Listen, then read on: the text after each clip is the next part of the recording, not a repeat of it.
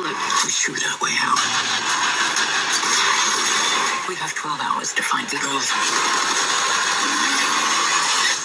Or we'll never find the line again.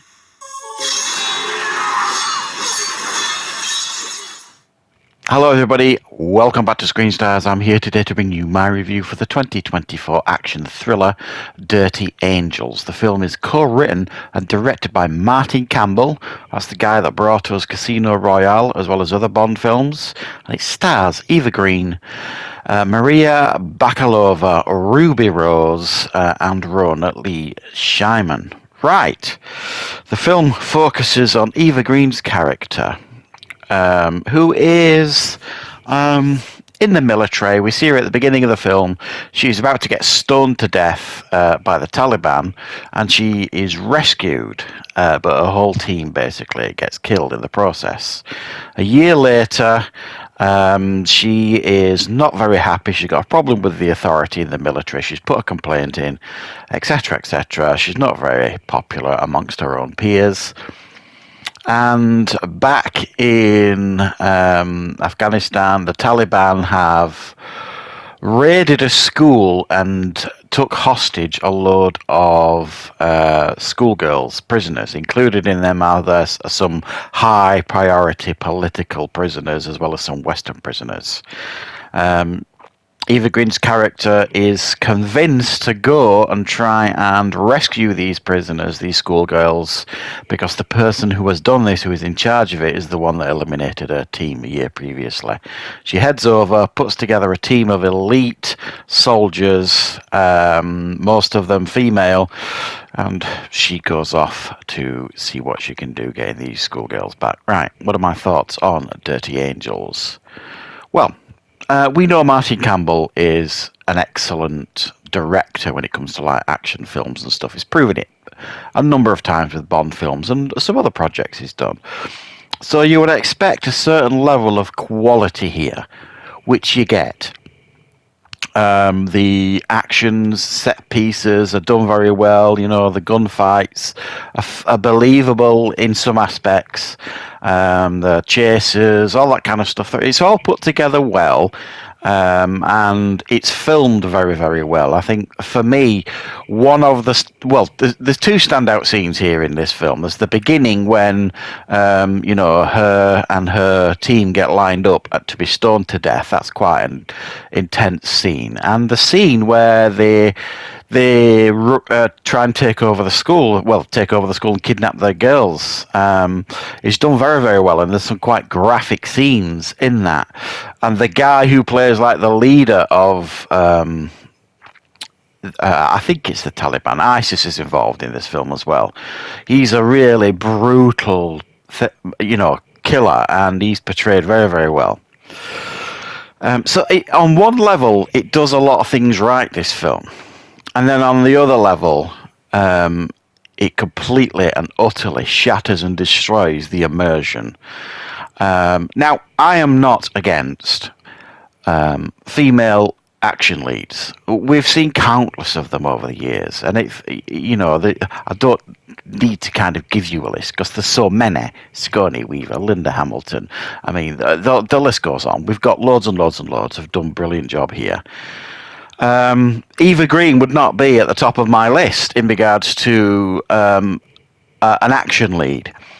Now, what Eva Green does great in this film is the acting part of it. She's outstanding. Very intense performance, a lot of shouting and screaming. She's a very frustrated character, and she portrays that really well. Very tortured, very withdrawn, very committed, very intense. All that, the acting side of it, she nails. It's the action side of it. I just don't buy it. And for me, you can't just put a load of tattoos on an actress, get her to shout quite a lot, and then us buy that she's like this badass, woman or killer, whatever. I just didn't buy it.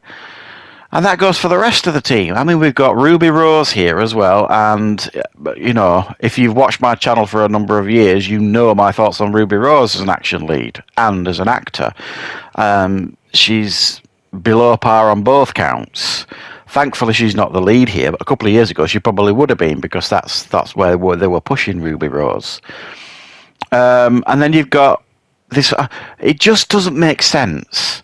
So you go into, the Dragon's Den, so to speak, and the team that is put together, they're all women.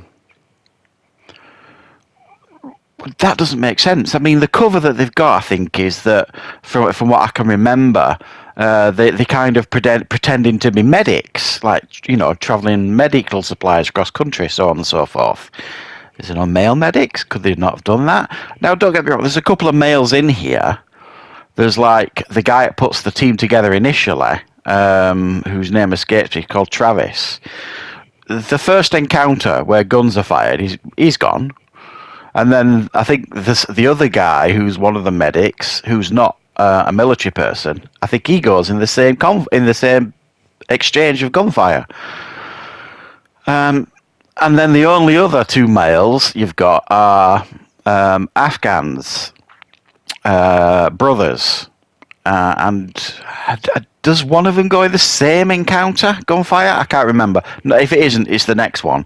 So this is, don't get me wrong, this is a prominent female central film.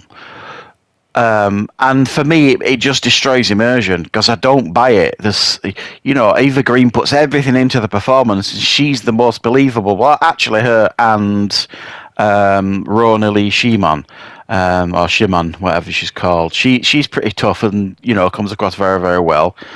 But the rest of them, I just don't buy it. They're all supposed to have, like, their own areas of expertise. One's explosives and one's this and one's that, and it's just like, really?